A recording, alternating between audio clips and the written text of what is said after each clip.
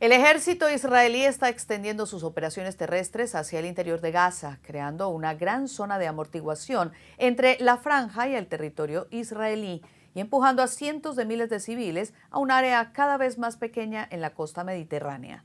Esta situación se presenta cuando los rehenes aún no han sido liberados y crece la tensión entre las partes.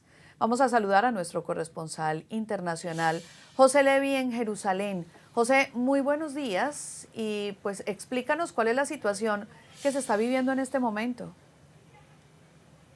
Hola Ana María, buen día, buena semana. Aquí lo que vemos es que ya lo dice el ministro de Defensa israelí, Israel Katz, de manera explícita. Conforme se vaya retrasando la liberación de los rehenes de su país, 59 en total, 24 se piensa que estarían todavía con vida, entonces su ejército va a ampliar las zonas de control que tiene sus unidades terrestres de infantería blindados en el interior de Gaza. Dicen que esto es una manera de presionar a Hamás en las negociaciones para que acceda a la liberación de estos rehenes. Entonces vemos que se están haciendo efectivamente con una zona de amortiguación, una zona de seguridad en el sur de Gaza, entre lo que es el corredor de Morak y el corredor de Rafah, al lado de la frontera con Egipto, también en la zona norte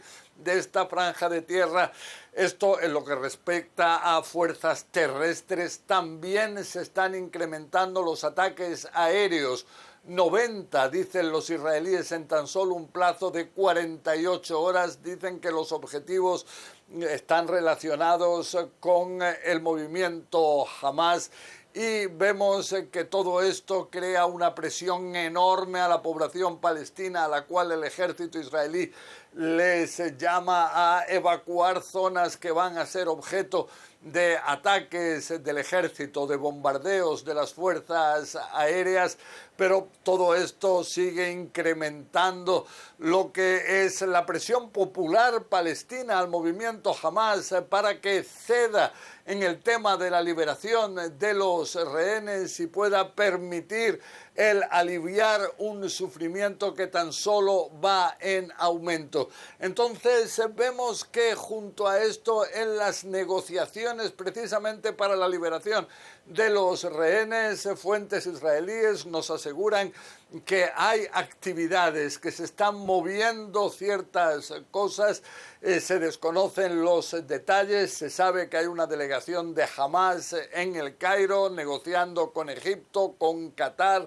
Se habla de una propuesta que llevaría quizás a la liberación de una decena de los rehenes israelíes vivos del interior de Gaza.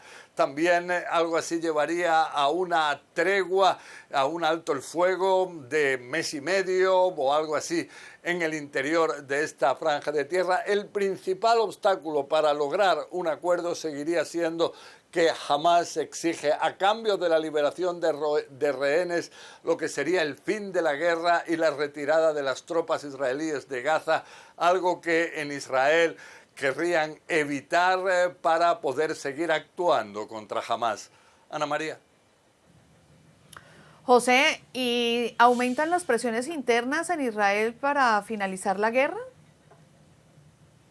Sí, ahora vemos que hay cartas, hay mensajes que cuentan con un apoyo importante de cientos de personas de distintos sectores de lo que son los estamentos de seguridad israelíes, sobre todo de reservistas, de personas que en el pasado estuvieron en puestos fundamentales.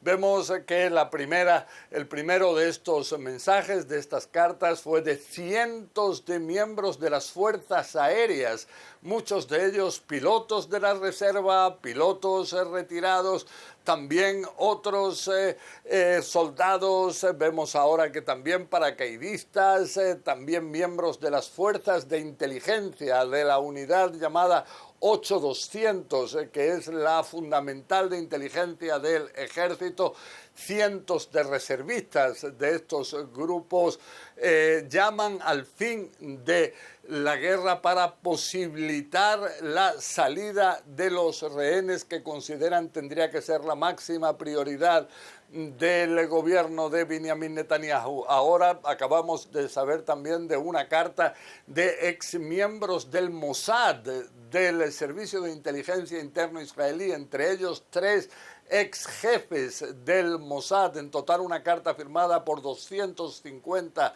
miembros del pasado de esta organización de inteligencia. También piden lo mismo, pero lo que destacan todas estas personas frente a las críticas, por ejemplo, del primer ministro Benjamin Netanyahu, quien asegura que se trata de grupos pequeños, no significativos de anarquistas, lo que dicen los que firman estas cartas es que ellos en ningún momento expresan ahí que no servirían en el ejército, en las unidades de seguridad en caso de necesidad, pero lo que sí es que aseguran que como civiles que también son, tienen el derecho a expresar sus ideas en este tipo de mensajes.